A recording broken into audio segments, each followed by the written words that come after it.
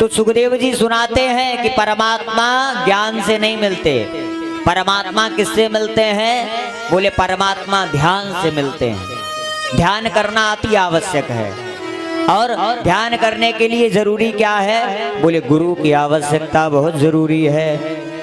परीक्षित ने सवाल कर दिया, महाराज अच्छा आप गुरु की चर्चा बहुत कर रहे हो, क्या गुरु जी ने किसी चेले को कुछ परमात्मा तक पहुंचाया है?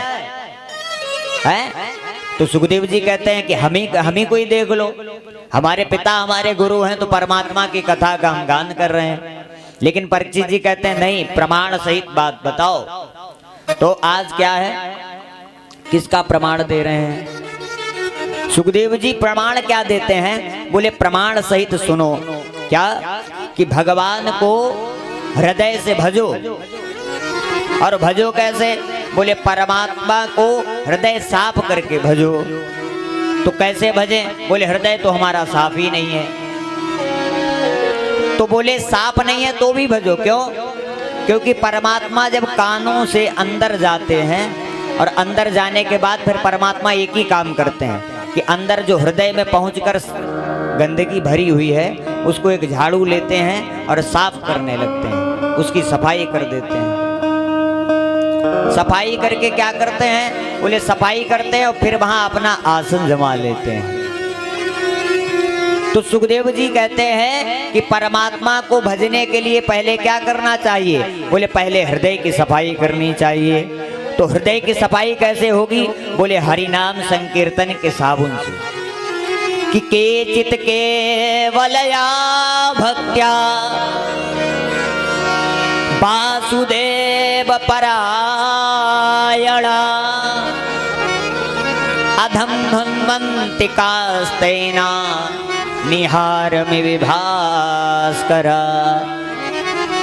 वासुदेव रूपी नामक साबुन हृदय में लगाओ और सफाई करके उस परमात्मा की ओर चले जाओ। कैसे चले जाएं?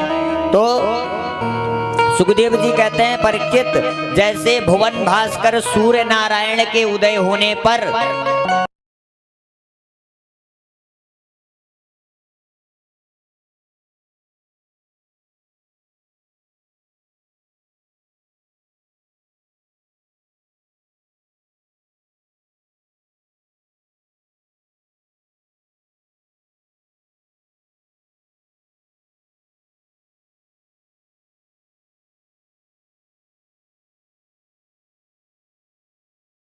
सुखदेव जी सुनाते हैं कि दूरे क्रीणन्नकासक्तं पुत्रं नारायणं हयम् पालिवित्तेन स्वैरेणा चैराजुहाव कुलेन्द्रिय। आप कहते हो परीक्षित से, सुखदेव जी कहते हैं कि महाराज आप कहते हो कि परमात्मा रूपी साबुन हृदय में लगाएं तो साफ हो जाएगा। तो सुखदेव जी कहते हैं हाँ। अरे बोले समाधि से नहीं, आसन से नहीं। बोले अजामिल ने कैसे पा लिया भगवान को? बोले बिना समझे, याद ही नहीं था उसको कि हम परमात्मा का नाम ले रहे हैं। क्या कहा? बोले दूरे क्रीणन्नकासक्तं पुत्रं नारायणं हयम्।